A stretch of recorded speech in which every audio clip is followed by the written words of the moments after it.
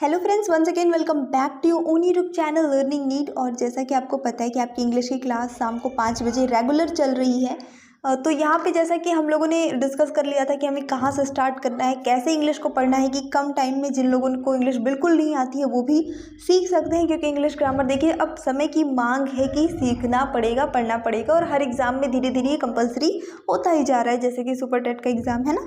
तो कम से कम में बेसिक ग्रामर तो आनी ही चाहिए। तो आज जो है हम देखने वाले हैं प्रोनाउन के क्वेश्चंस। ठीक है, क्वेश्चंस इसलिए क्योंकि पहले सबसे मैं आपको क्वेश्चंस के साथ में ही एक्सप्लेन करती जाऊंगी, आपका थ्योरी काफ़ी हद तक जो है वो क्लियर हो जाएगा। और उसके बाद आप को एक बार थ्योरी की वीडियो जो प्रोवाइड करा दूंगी, वैसे ऑलरेडी चैनल पे अवेलेबल है, आप देख लीजिएगा। लिंक कर दूंगी मैं, पिन कर दूंगी कमेंट बॉक्स में। और उसके बाद फिर से आकर आप इसको सॉल्व करिएगा, आपका बिल्कुल सारा आंसर सही हो जाएगा। फिलहाल देखिए पहले आपका ऑलरेडी कितना सही हो रहा है। तो आज का फर्स्ट क्वेश्चन है व्हाई प्रोनाउन इज यूज्ड, मतलब कि प्रोनाउन का प्रयोग क्यों होता है। अब यहाँ ऑप्शंस आपके सामने हैं, जिनको थोड़ा भी जैसे एक ट्रांसलेशन आता है वो आराम से इसे कर लेंगे। To qualify a noun, to avoid repetition of a noun, to define a noun, to show importance of a noun. पहला ऑप्शन कह रहा है कि नाउन को क्वालिफाई करने के लिए, यानी कि नाउन की विशेषता बताने के लिए, उसको परिभाषित करने के लिए, सॉरी सिर्फ विशेषता की बात हो रही है। To avoid repetition of noun, noun का बार बार रिपीट न करना पड़े नाउन को, इसलिए। To define a noun, noun को परिभाषित करने के लिए, या नाउन का महत्व दर्शाने के लिए। तो देखिए नाउन को क्वालिफाई, उसकी विशेषता बताने के लिए तो विशेषण यूज होता है, जबकि प्रोनाउन तो सर्वनाम है। तो ये इसका जो मुख्य उद्देश्य है प्रोनाउन यूज करने का, वो है आपका ऑप्शन नंबर बी हो जाता है, to avoid repetition of noun, ताकि बार बार हमें नाउन का प्रयोग करना ना पड़े। जैसे कि अगर हम बोलते हैं राम स्कूल से घर आया, राम ने खाना खाया, फिर राम ने होमवर्क किया।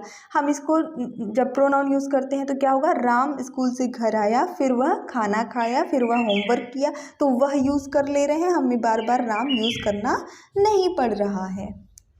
Which of the facts about pronoun is wrong, पूरा मैं हिंदी में समझाऊंगी और उत्तर आप खुद से बताएंगे। ठीक है, इसमें बताना है कि प्रोनाउन के बारे में कौन सा फैक्ट यहाँ पे गलत, कौन सी बात गलत लिखी है। पहला लिखा हुआ है ऑप्शन आपका, interrogative pronouns are used to ask question. जो इंट्रोगेटिव प्रोनाउन होते हैं वो प्रश्न पूछने के लिए प्रयोग किए जाते हैं। One another is used for two nouns while each other is used for more than two nouns. One another ये एक प्रोनाउन है, इसका यूज क्यों है, दो नाउन के लिए किया जाता है, और ईच अदर जो है वो दो से अधिक नाउन के लिए किया जाता है। तीसरा ऑप्शन कहता है verbs and prepositions are followed by objective case of a noun, कि वर्ब और जो प्रीपोजिशन होते हैं, है ना, उनके साथ में प्रोनाउन का ऑब्जेक्ट, देखिए प्रोनाउन के भी दो केस होते हैं, एक ऑब्जेक्टिव केस होता है और एक होता है सब्जेक्टिव केस। ऑब्जेक्टिव, सब्जेक्टिव क्या होता है अभी नेक्स्ट मैं आपको दिखाऊंगी नेक्स्ट क्वेश्चंस में।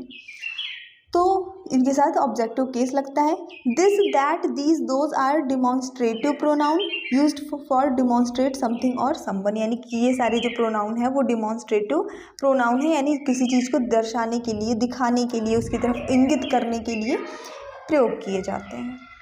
अब देखिए आपको बताना क्या है, आपको बताना है गलत स्टेटमेंट, गलत क्या है, रॉन्ग क्या है।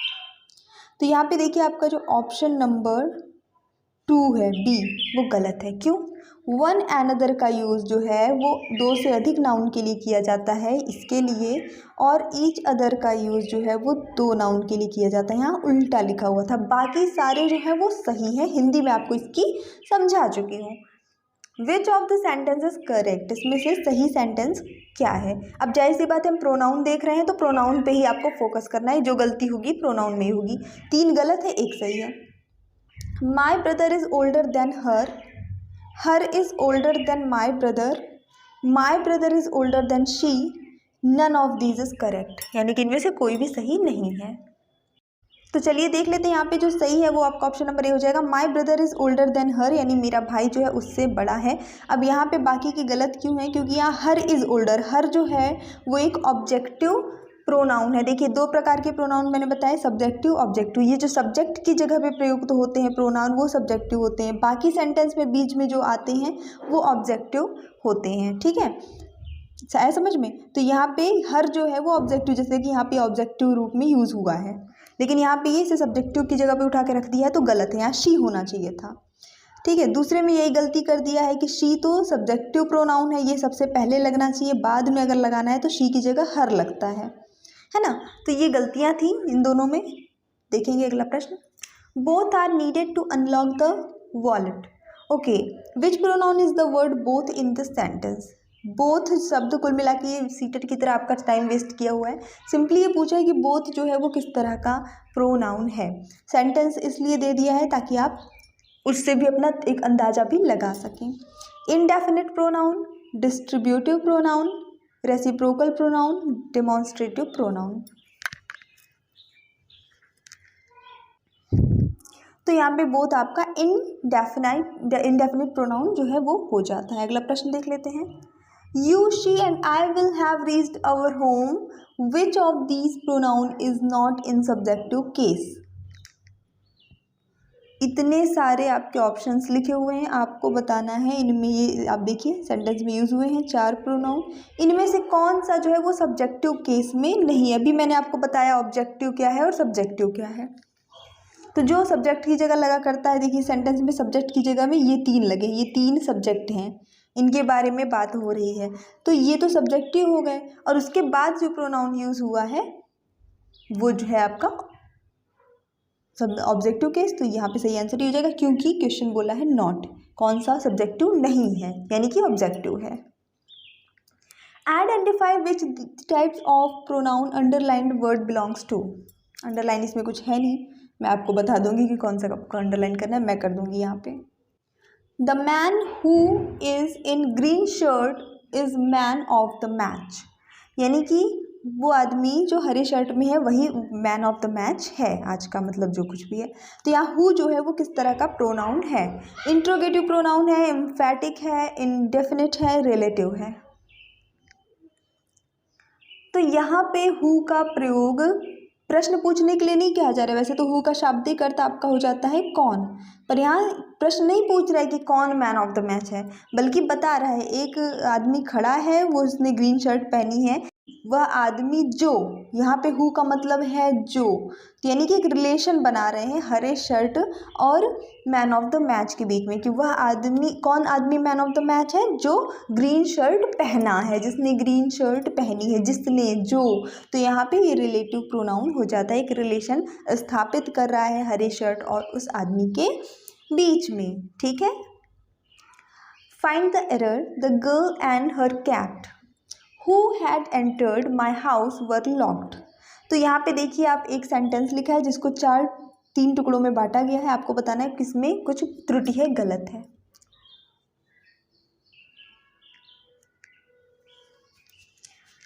तो यहाँ मैं बता दूँ, आपका जो ये बी वाला ऑप्शन है who had entered गलत है। क्यों गलत है, ये देखिए जब कभी भी 2 अलग अलग प्रकार के नाउन का प्रयोग किया जा रहा है, एक जैसा का यूज़ हो रहा है तब तो हु लगेगा, लेकिन अगर 2 अलग अलग प्रकार के नाउन का यूज़ किया जा रहा है तब रिलेटिव प्रोनाउन के लिए दैट का प्रयोग करते हैं, हु का प्रयोग नहीं करते। जैसे हमारे पिछले प्रश्न में भी रिलेटिव प्रोनाउन का यूज़ हुआ था हु के रूप में, हाँ, the man who is in green shirt is the man of the match. लेकिन यहाँ पे क्योंकि वहाँ एक ही आदमी की बात हो रही थी, अब कई आदमियों की बात भी हो सकती है, लेकिन यहाँ पे तो बिल्कुल अलग चीज़ है ना, एक लड़की एक बिल्ली है, 2 अलग अलग टाइप के नाउन हैं। विच of these combinations is wrong. इनमें से कोई एक कॉम्बिनेशन है जो गलत है, वो आपको बताना है। We, ours, he, his, you, yours, it, its. यहाँ मैं आपको थोड़ा सा हिंट कर देती हूँ कि यहाँ पे जो यहाँ सिंपली आपके सब्जेक्टिव केस में प्रोनाउन लिखे हैं उनके सामने उसका पॉजेसिव केस लिखा हुआ है। पॉजेसिव केस आपको मैं शॉर्ट फॉर्म में बता देती हूँ। जैसे लोग कहते हैं कि वो तो ये बड़ा पॉजेसिव है, मतलब अधिकार रखने वाला है ना, तो वही चीज़ हो जाती है जिसमें अधिकार दर्शाया जाए। वी, अर्स, हमारा, ठीक है, हिज, उसका, योर्स, तुम्हारा, ठीक है, बहुत आसान है, इतना कठिन नहीं है। तो यहाँ पे जो है इट अपने पॉजिटिव केस के साथ नहीं है, इट का पॉजिटिव केस नहीं होता है, यहाँ पे आपका हो जाएगा ऑप्शन नंबर डी, ये गलत है, बाकी सारे सही हैं। Choose the correct sentence. Who is this pen whose is this pen, whom pen is this, whom is this pen। यह पेन किसकी है, तो इसके लिए सही आंसर होगा किसका है, कोई चीज़ किसका है, तो ऑप्शन नंबर डी हो जाएगा, हु इज दिस पेन, ये बिल्कुल सही है। Find the error, who of you is joining the team first. बताना एरर कहाँ है।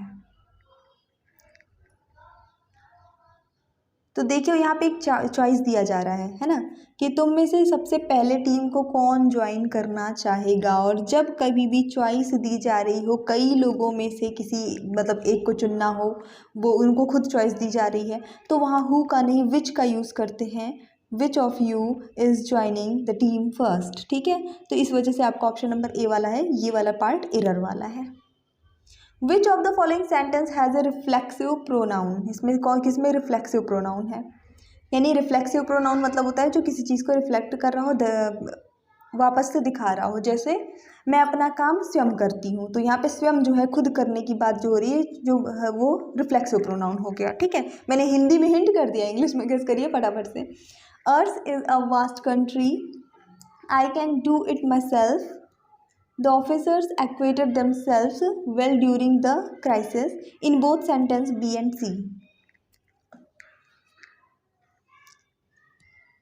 तो यहाँ पे बिल्कुल ये जो सेल्फ वाला वर्ड होता है ना, आप सेल्फ सेल्फ वो पूरा जो है आपका रिफ्लेक्सिव प्रोनाउन होता है, तो ऑप्शन नंबर डी सही हो जाएगा। माई सेल्फ, देम सेल्फ, ये रिफ्लेक्टिव प्रोनाउन हो जाते हैं। विच of these 4 sentences is not correct. इनमें से कौन जो है वो सही नहीं है। Each of these boys play games. It is he who helped you. The two wheels rub against each other. This is All India Radio.